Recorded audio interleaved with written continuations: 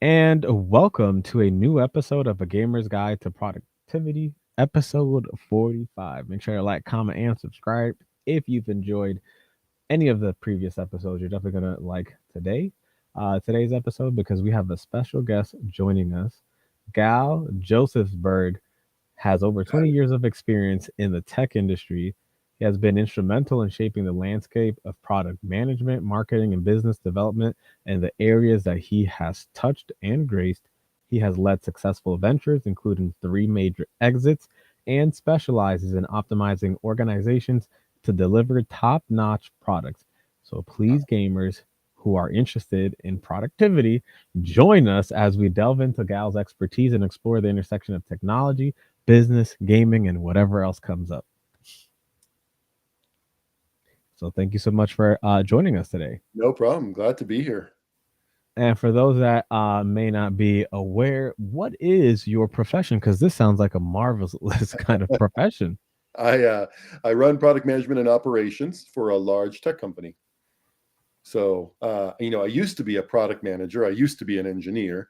It's funny, as you go up the corporate chain, you do less and less day to day work, and you do more and more of your work on spreadsheets and PowerPoint. But I still write the occasional bit of code. Oh, you're actually able to get with it in the programming sense? Uh, I'm not sure if my code is good enough to be in production these days. Oh, Uh, okay. I'm good enough to read it still, but I'd be a little suspect if I ever submitted a pull request. I'd want Hmm. somebody to review that code. Let's just say that. Oh, okay. And then to get to some interesting topics here, how would you define efficiency in an organizational structure, and how would this definition evolve throughout your personal career? So, and remember that I've been primarily in mid and large size software companies, right? And so Hmm. to me, productivity means delivering value of some kind. And the interesting bit of that is that I spent a lot of my time as a product manager, right? And it's always interesting, like, what value do people bring? Well, if you're a salesperson, you sell, right? That's the value you Right. bring. If you're an engineer, you write code. That's the value you bring.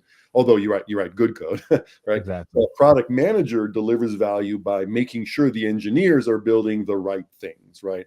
That to me Mm. is the value of a product manager. They prioritize the features to be built, and they make sure, and engineers are scarce resources, right? They're super rare, very valuable, and product managers make sure that engineers are building the right things in the right way.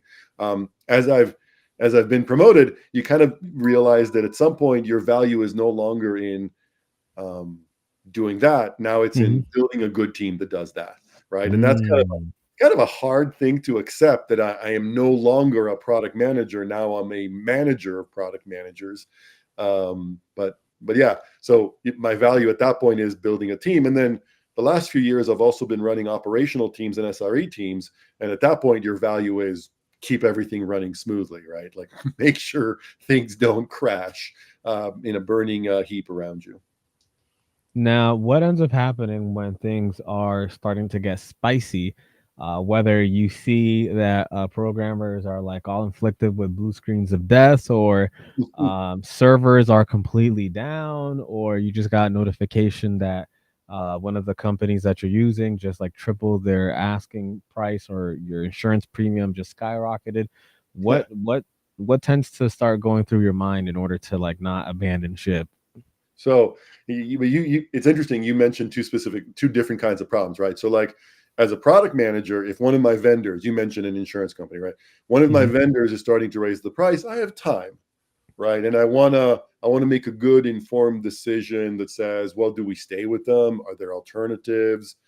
Is this service that they're providing worth it? If I put on my operational hat, most of my emergencies in the operational world are, to your point, servers are down, customers are having an issue. At that point, your the crisis is, first of all, stop the bleeding, make sure that Mm. no further damage is done, and then second, get everything back up and working as quickly as possible, right? And so a lot of times I find that I have to shortcut things, like, okay, go into a conversation like, stop, what's the impact? Let's stop the bleeding. Okay, what's the best way of, I don't want to talk about anything else right now. I just want to talk about how do we restore this, right? And you got to really keep people focused, especially because, again, I have a big team, right? It's actually the Right. team that does all the work, but my job is to just keep them focused on solving the issue.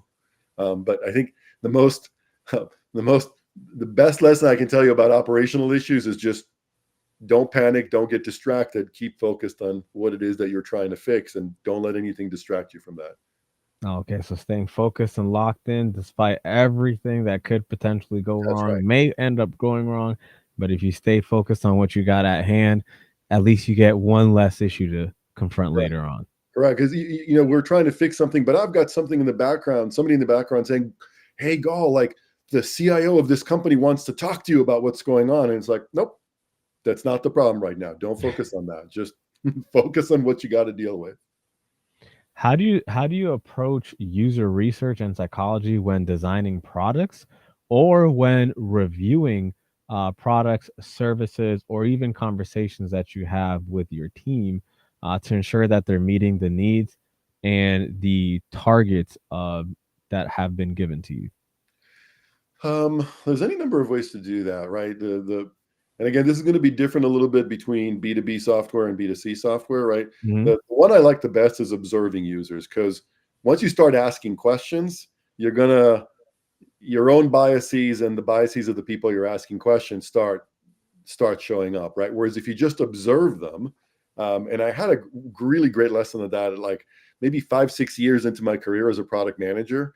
We were designing a new page, right? And Hmm. literally, I think there was some button, I forget what it was right at the bottom of the page. And I said, "This is great." And the UX designer said, "Nope, it's not great." And I'm like, "Well, what are you talking about? Everybody I show it to and explain how this works, they're okay with it." And the UX designer said, "Why don't we just put the mock-up up and ask people, how do you log in?" And like the Mm. majority of the people were like, "Oh, I don't know. I don't see the button." Right. And it was just fascinating. It was just, don't ask questions, just observe. So that's the number one, I think, way is observation. But that's not always possible. The number two way, obviously, is research, doing interviews, doing focus groups, and so on.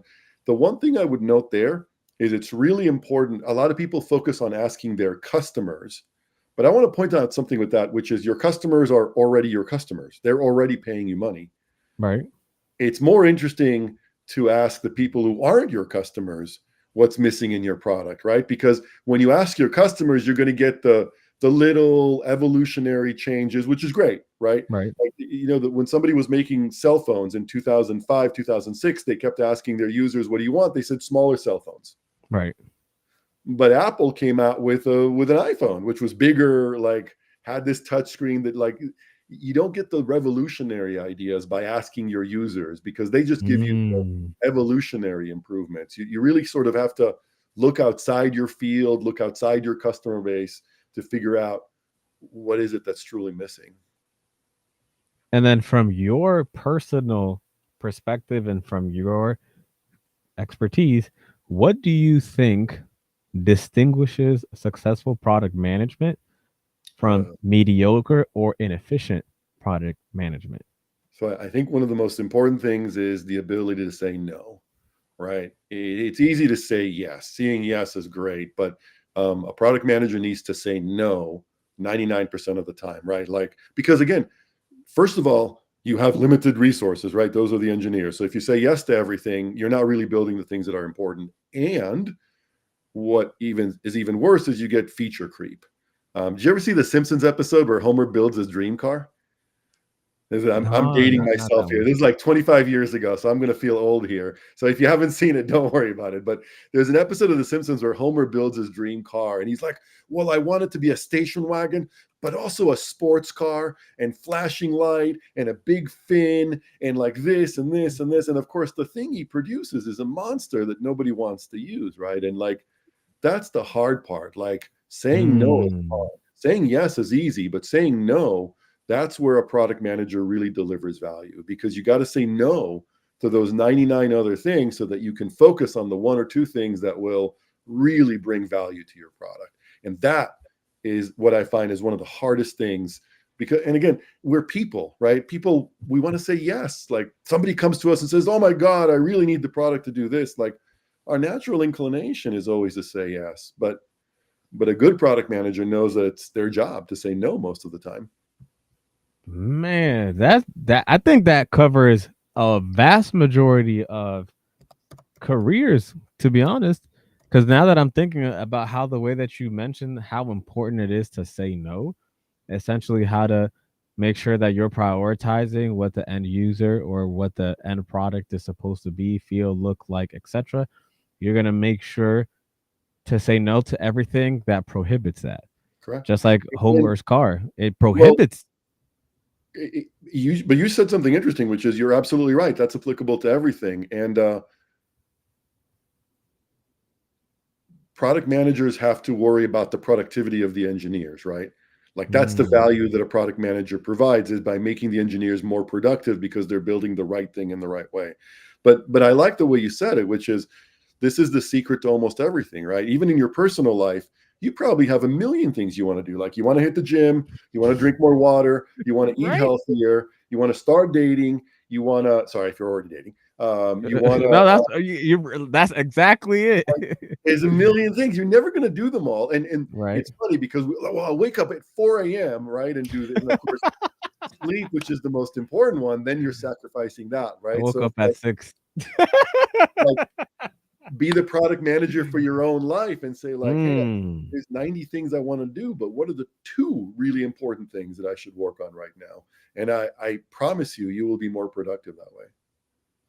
Oh, that's so cool that that's essentially how to increase your productivity. Like that's some things that I've been Yeah, reading in a lot of books lately is by having less on your plate, you can that's actually do more correct. with the task at hand. Like looking at that button, anybody that's ever designed a website can know how just a single button can provide so many headaches, That's right. from like the coding to the coloring to how do you want it to show up on the page after immediately loading. Do you want it cached?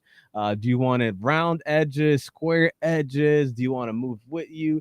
And there's so many things that you can include in as a feature, and it's like, well, I don't want it to do that, because then if somebody says, hey, the page is taking forever, well, we That's know right. it's the Java for this button is just hogging all the resources. We want to make it look all fancy and smancy, and we added around this, or we made it shiny that, and now the web All of page that. is not it's That's not working, it's shutting down, it's crashing. And by saying no, it makes it easier. And then same with your day-to-day life, by having new opportunities present itself every day, like, hey, you want to go do this, you want to go do that, and you want to just clone yourself at times cool. and just be like, yeah, I can do But everything, but you really can't. but I like where we're going with this analogy, right? Because let's take it further. Like email, that those are those gradual improvements from your customers, right? That a product manager should say no to most of them, right? Because email doesn't Mhm. really add value. It feels like you're adding value, Right. but it really doesn't, right? So Right. like, don't do that. Also, what you just said, all that overhead that we add to ourselves, like, right? Hey, you know what? I don't have any smart devices in my house. You know why? Because they all add overhead. Like I got to Mhm. maintain them and Yeah. update them and connect them to the Wi-Fi. Like I don't want that. Like think about all that overhead that you're adding to yourself that you really like. Really, did that door camera really add enough value to your house to justify the batteries you need to replace and the Wi-Fi you need to Um, maintain? Like yeah. Now think you about it. Like speaking my language. yeah. Well, and we do that in product management. So in product management, there's something known as maintenance, right? Like you just building, everybody thinks that you build a feature and then you never have to worry about it again. Like, no, no. Every single feature that you built needs to be maintained. It needs to be updated. It needs to be fixed for the occasional bug. Like every single thing you choose to do, you will be paying for it forever, right? So like keep that. I chose to buy this house, right? Mhm. Because it was worth it to me. But let's be honest, there's a lot of overhead in maintaining a house. Like, so Right. don't, it's, there's almost nothing that's a one-time investment. Almost everything you do in life has like an ongoing stream of investment in it. And you need to figure out if that's where you want to spend your productive time or not. So that made me open up a whole slew of new questions in terms of product management, because you mentioned that um, you essentially want to make sure that the features that you're being requested to be provided is going to be delivered. Um, Right? but in the case that some new feature does end up coming about, would that mean, because I've heard it on the programming side how it is, and now I'm on the product management side. So when a new feature comes up, and then the engineers are like, "Hey, this new feature that you tasked us to create or whatever, now just blocked off 15 features." So now what do we do now? Do we choose, do we revert back and just be like, "Hey, forget this new feature," or do we try to, spend 70% of the next couple of weeks trying to make sure that this new feature can also work alongside these other features that are supposed to work? Like, now I No, want to know, what is the product management side I, on that, cuz so, I've so heard of what it sounds like on the engineering side. so now you're talking about, product management on hard mode, right? Like, what are, what are we going to do here? So it really depends on the specifics, right? Now, hopefully you had some kind of plan so that you Okay. don't run into this situation. But I'll be honest with you, I've made mistakes like that in my past, right? Everybody makes mistakes. Now, the hopefully you make few mistakes and you deliver a lot of value, right? And if that's the Okay. case, your engineering team is going to be very supportive, and it's going to be like, hey, 9 times out of 10, Gal's a great product manager, and I really feel like I can trust him. So the 1 times out of 10 that Gal screws up, fine, let's figure out a way to undo it.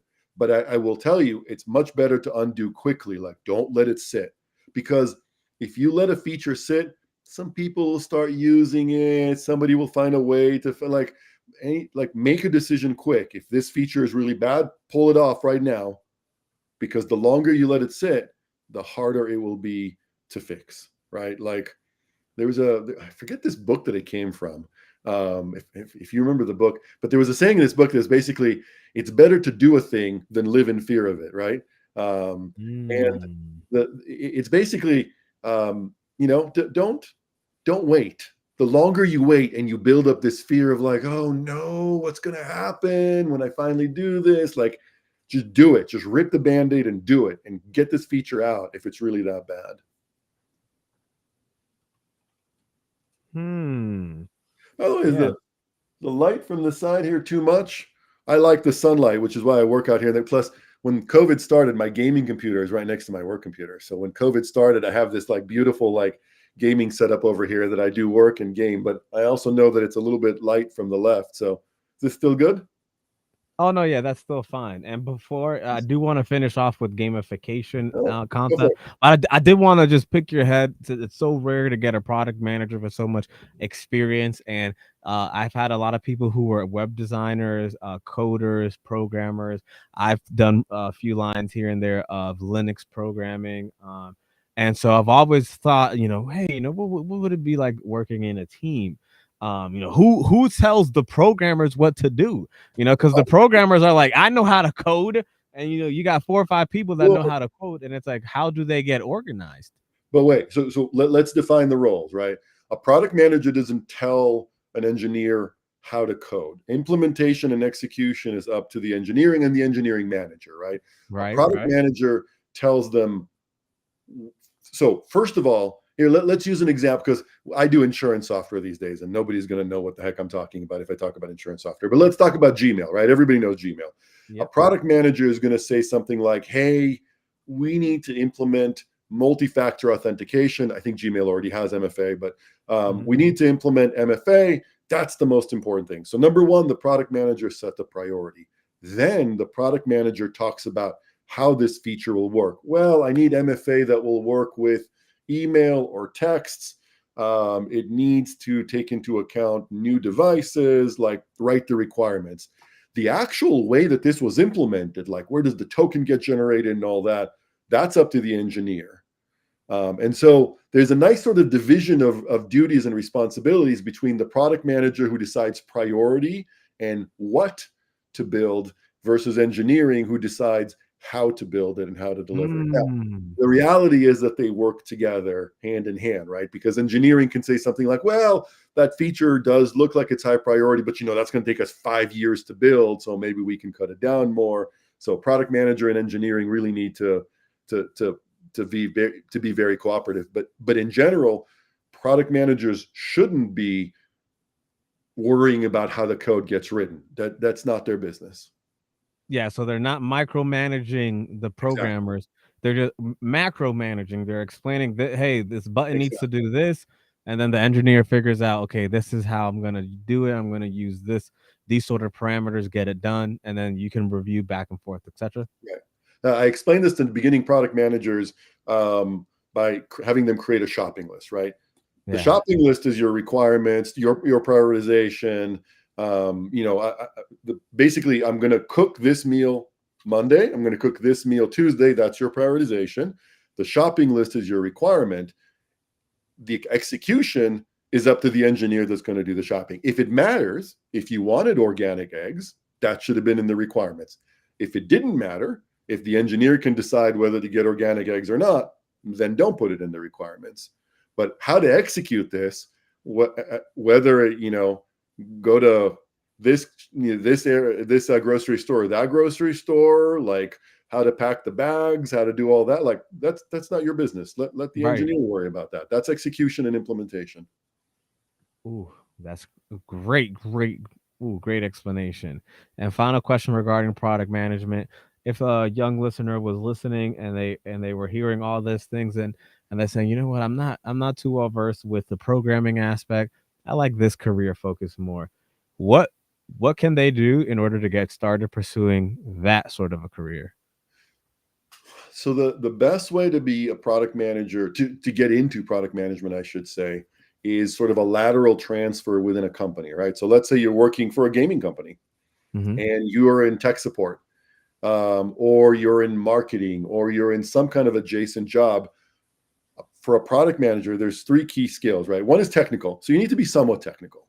Like, Okay. you don't need to be an engineer. For most product management jobs, you don't need to be an engineer, but you do need to be somewhat technical. You need to understand technology. Number two is you need to have good communication skills, right? Because you're going to be explaining to the engineers and to the customers what you're building and why.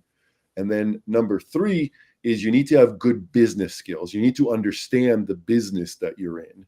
And so if you're coming from marketing or sales or tech support, you can have two out of those three, and then maybe teach yourself the technical skills on the side. So again, you don't need to be engineer, but again, to me, nobody, at least not too many people, graduate from college and begin a product management career. Typically, you start some other kind of career and then transfer into product management, because you have some, two or three of those skill sets that we're looking for. Oh, okay. That sounds pretty feasible. So guys, you already heard how to go about being a product manager. That's how I did Um, it, right? I started out as an engineer, which means I had the technical skills, but I was really bad at Boom. communication, by the way. And then um, I, I jumped into product management. I learned the business skills and stayed in product management ever since. But yeah, that's the direction a lot of people take.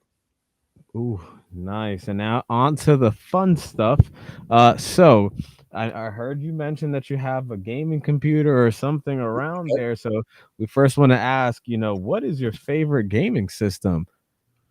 I'm a PC gamer, through Okay, and through. okay. Yeah, oh yeah. I mean, I've played on the various consoles, the handhelds. I do like them. I'm No not. Candy Crush? No. Ooh, don't get me started on phone games. Like I have a serious problem with phone games. But yeah, PC gamer through and through. Oh, nice. All right. The top three favorite PC games of all time. And if Ooh, it's too hard, which no, are the no, three that you put the most hours in? all time, not current. Not current, all time. All time. Total War Medieval 2. Ooh, Got the okay. You was a replayability Total of War that. fanboy? Oh Okay. yeah. That's an Age of Some of Empires fanboy. Oh yeah, there we go. Well, and I love the way they support their community, right? Where you can like have as many mods as you want. Like to me, that is Mm. a great gaming experience. So yeah, Medieval 2, EverQuest. I'm betraying my Mm. age here, but EverQuest is the one that got me into MMORPGs. Okay. And my favorite real-time shooter is I mean, first-person shooter is probably the original Unreal 2000. What were we playing? 2004, I think. Um, I'm going to load up Steam here in a second and check which version of Unreal I have because it's the one I like the best. The But I've Unreal played a lot of Tournament? the first-person shooters since, and there's just like I still get together with friends sometimes and load up some of those levels and just spend hours, blasting each other. In the Unreal Tournament? Yeah, Unreal Tournament. Yeah, yeah, that was in Unreal Tournament 2004. There you go. Yeah, you're right. Unreal Yeah, 232. Epic Games, the same company that made Fortnite, made that. That's right. And I love Fortnite. Don't get me wrong. So the modern versions of these things that I play, I'm Final Fantasy 14 for MMORPG, Fortnite for first-person shooter, and I haven't found a real-time strategy game that I like right now as much as some of the Total War ones. I'm trying out Crusader Kings. It's not that Oh, new anymore. you don't like it like that? I like it. I like it. I'm enjoying it. Okay. But we'll see. I got it. I got it, and I binged it for like 14, 16 hours. And then I got like completely stuck because like every time I made a turn, like I kept dying, and I'm like, yo, this game is rigged, and I haven't played it in such a long. But I was like, yo, this tutorial set me up. It felt so good and so easy. Okay, Yep. all right. All right. And now in terms of games, did you say that you wanted to give your current top five, or were those your current top five? I think those were the current top two: Final Fantasy 14 and um, in Fortnite. Now you're making me question myself. Are those my top two? Yeah, well, but I feel bad because like Final Fantasy 14 is a 10-year-old game, and Crusader Kings is a few years old, and Yeah. Fortnite. How old is Fortnite now? Geez, like six Fortnite's been years, a 7 years. no, I think a little And I should longer. start getting some new games, shouldn't I? I am trying the new Baldur's Gate and the new Fallout, which I'm really liking a lot. So does that count? Fortnite's 7 years old, actually. 7 years old. Man, now I feel really old.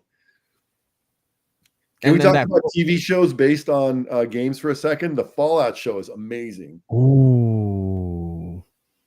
Mm. Super good. Like they really nailed the game. Wait, only TV shows, no movies? Oh, how many good man have Resident Evil. I know only the everybody hates it, but only it the is first one. amazing. I like Only the the first first. one. That's The the one I first one's really great. like. The I first really one is like. great. After that, it Everybody, started going downhill really fast. yeah. After that, then it just goes into $30,000 CGI. Just Right. Right.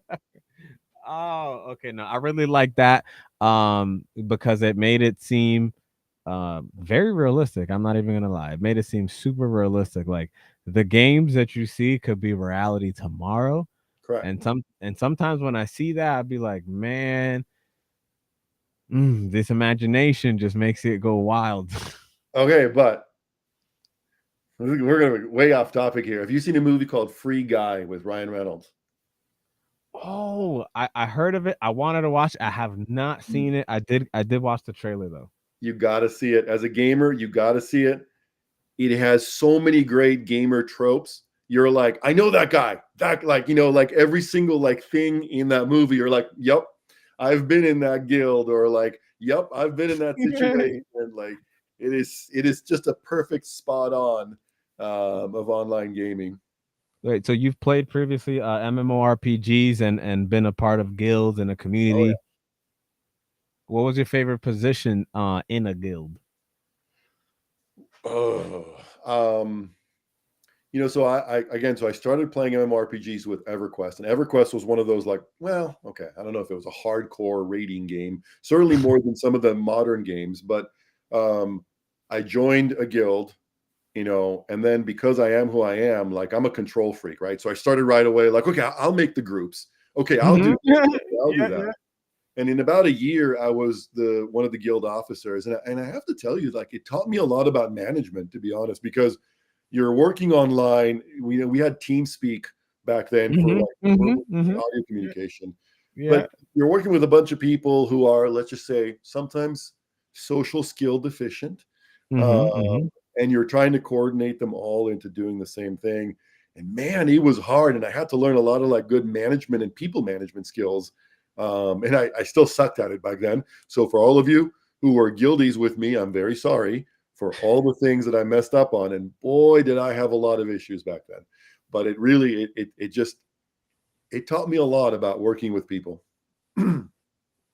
What do you think would be your best skill or trait that you may have done it purposely or subconsciously that you've honed throughout gaming? It's communication by far, and that's helped me out so much in my personal and professional life, right? Because again, somebody messes up a pull on a big raid, and your first inclination is to start screaming, and like never do that, right? Like Right. first of all, just don't do that. Getting mad never helps. Um, Right. Talk, ask a lot of questions, find ways to help people coordinate. Um, like that sort of all those communication skills, like I can't even emphasize how important they are, right? Man, as a gamer, I've been in games where you don't talk to anybody. I've been in games where if you miscommunicate at crucial times, it could cost a whole 3-4 hour raid to Yep. restart. And everywhere in between. So I completely agree with that. And a final question to wrap up this amazing episode: if you could give a 10-year-old or a 15-year-old version of yourself a piece of advice that you wish somebody had implanted or given onto you, what would you tell yourself? Mhm. I'm trying to find the right way to phrase this, but 15-year-old me was ruled very much by like fear and anger, right? Mm, Fear of embarrassment, being wrong, making a mistake, whatever, and anger at anybody else who made a mistake, even perceived mm. mistakes, right? And it's funny how those two correlate. And I would tell 15-year-old me to just knock it off. Just relax. People aren't that scary and people aren't that bad. Like assume positive intent, assume competency, just relax and enjoy life. Like it is I I, I really like torpedoed my career for a good 5-6 years when I got out of school by being that angry guy that nobody wants to work with, right? Mm. Because again, I was scared and I was angry. Like half the time, those are the two emotions that ruled me.